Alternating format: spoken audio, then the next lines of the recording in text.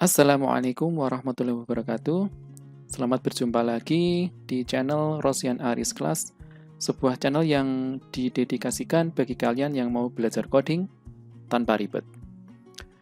Teman-teman semuanya, kita di sini akan belajar bagaimana melakukan coding ya dengan cara yang simple, dengan cara yang sederhana, tanpa perlu banyak aturan, tanpa perlu banyak hal yang diingat-ingat ya. Insya Allah nanti kalian dapat belajar dengan mudah coding ini dengan menggunakan sebuah software, dengan sebuah tools, yaitu bernama RoboMind. Ya. Nah, apa itu RoboMind?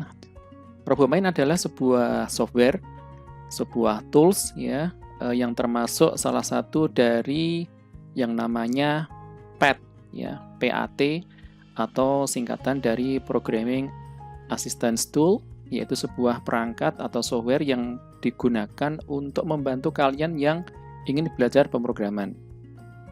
Sebenarnya PAT ini ada banyak macamnya, ya. Salah satunya adalah RoboMind ini.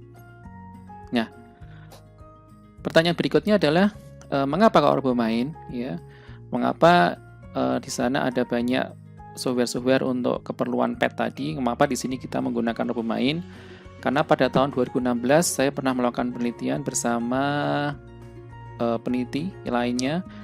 Di sini saya pernah melakukan penelitian yaitu bahwa RoboMind ini dapat meningkatkan motivasi siswa ya di dalam mereka belajar pemrograman, dan juga mereka dapat meningkat dari sisi pemahaman di dalam konsep pemrogramannya.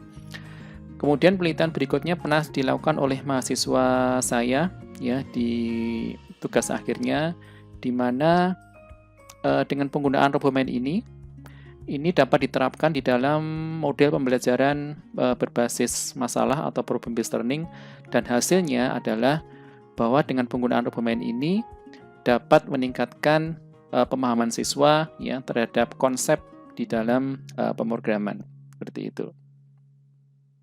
Nah, selain dari penelitian tadi, di sini kita juga bisa melihat beberapa kelebihan yang ada di dalam RoboMind. Yang pertama adalah dari sisi tampilan. Jadi, dibandingkan yang lainnya, RoboMind ini termasuk memiliki tampilan yang cukup menarik. Jadi, bagi mereka siswa sekolah yang masih di level SD atau level SMP, dengan menggunakan RoboMind ini diharapkan dari tampilan yang menarik ini bisa meningkatkan ketertarikan mereka untuk belajar pemrograman. Kemudian juga mudah digunakan, jadi fiturnya tidak ribet, ya tidak terlalu banyak fitur, sederhana namun cukup powerful. Kemudian tidak terlalu banyak sintak, tidak banyak perintah-perintah yang harus dihafal. Ya. Kemudian dari permasalahan-permasalahan yang nanti ada di dalam RoboMind ini mampu untuk mengasah kreativitas siswa. Ya. Jadi siswa bisa berkreativitas apapun juga dengan menggunakan ide-ide mereka, logika mereka untuk menyelesaikan permasalahan yang ada. Kemudian seperti hanya penelitian tadi bahwa fitur yang ada dalam RoboMind ini ternyata terbukti untuk meningkatkan pemahaman logika siswa seperti yang tadi diteliti oleh kami ya. Kemudian karena tampilan yang menarik ya, mudah digunakan, maka sangat cocok digunakan untuk siswa mulai dari level SD sampai dengan bahkan perguruan tinggi. Sampai saat ini saya masih menggunakan RoboMind ini untuk mahasiswa saya, terutama mahasiswa semester 1 yang baru kenal pemrograman pertama kali ya. Kemudian juga untuk belajar RoboMind, untuk belajar coding dengan RoboMind ini tidak perlu penguasaan khusus ya. Asalkan siswa atau mahasiswa itu bisa ngetik ya dan punya kemampuan untuk problem solving, insya Allah tidak begitu sulit untuk belajar pemrograman ini. Kemudian ini yang menarik. Jadi RoboMind ini nanti bisa diintegrasikan dengan robotika ya. Robotika dalam hal ini khususnya adalah robot yang dibuat oleh Lego ya, terutama untuk yang serinya Lego NXT dan juga EV3 Mindstorm ya. Nah, ini mudah-mudahan nanti kedepannya saya juga bisa membuat video tutorial bagaimana mengintegrasikan RoboMind ini ke dalam robotika seperti itu. Nah, kemudian Di dalam video tutorial ini nanti, ini adalah materi-materi yang nanti akan insya Allah saya berikan.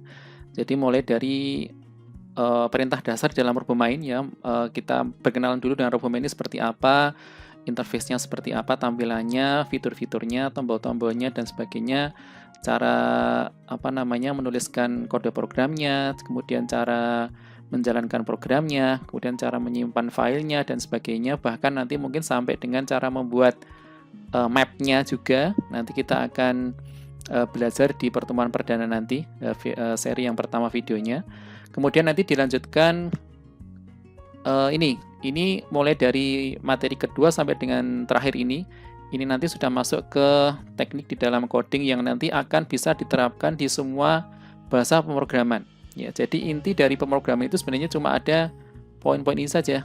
Jadi nanti ada flow control ya, kemudian nanti ada pengenalan variabel dan operasi aritmatika, serta nanti terakhir di dalam seri ini ya, dalam video tutorial ini adalah dikenalkan tentang prosedur. Ya, ini sebenarnya konsep dasar dalam pemrograman yang sangat basic sekali ya. Diharapkan dengan penguasaan ini dari yang poin kedua sampai dengan poin terakhir ini, diharapkan siswa atau mahasiswa sudah memiliki bekal yang cukup kuat di dalam belajar pemrograman.